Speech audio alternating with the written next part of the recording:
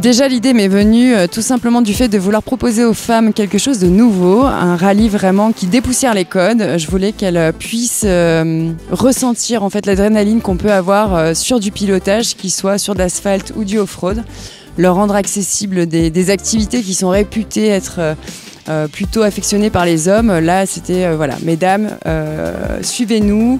On vous emmène dans une aventure incroyable et l'idée c'est qu'elles en ressortent pleines de boost et puis de good vibration pour le reste de l'année. Le Wander Rally en fait ça consiste à faire de la navigation donc au roadbook avec un tracker donc, qui est installé sur chaque véhicule qui permet à l'équipe d'organisation de faire le relevé des traces qu'elles vont effectuer dans la journée. Le soir, ces traces sont analysées par l'ordinateur. On arrive à déjà faire un classement par rapport à la trace idéale. Et la grosse particularité du Wander Rally, ce sont les activités de pilotage que nous organisons les après-midi. Donc là, c'est sur circuit fermé, on leur met à disposition les véhicules, on leur met à disposition les pilotes instructeurs et on varie les plaisirs chaque année. Donc là, cette année, elles vont rouler en RZR Polaris, donc ce sont des buggy, sur circuit sable, donc 2 pistes sable absolument incroyables donc, qui se situent au Bud Racing Training Camp à Magescq, pas très loin d'Osgore.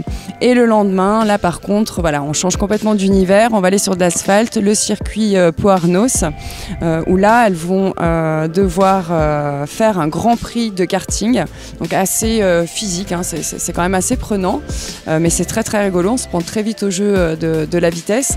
Et la deuxième activité qui là est la cerise sur le gâteau au niveau du programme de cette année, je pense que ça n'a jamais été proposé en France, elles vont tourner en Formule 3. Alors la bonne humeur certes, et puis très clairement c'est une question aussi de qualité. Nous on veut vraiment que nos participantes elles puissent repartir avec des bases, qu'elles puissent vraiment s'épanouir sur circuit. Si vous mettez 200 équipages, ça fonctionne pas. Donc on limite volontairement à 25 équipages et puis c'est vrai qu'effectivement l'atmosphère n'en est que plus sympa parce qu'il n'y a pas de mini-groupe qui se forme. On est vraiment une grande famille, c'est la Wander Family et on n'ira jamais au-delà des 25 équipages, on veut quelque chose de qualitatif. Départ donc de Bordeaux le 18 mai et on termine à Biarritz en fanfare le 22 mai.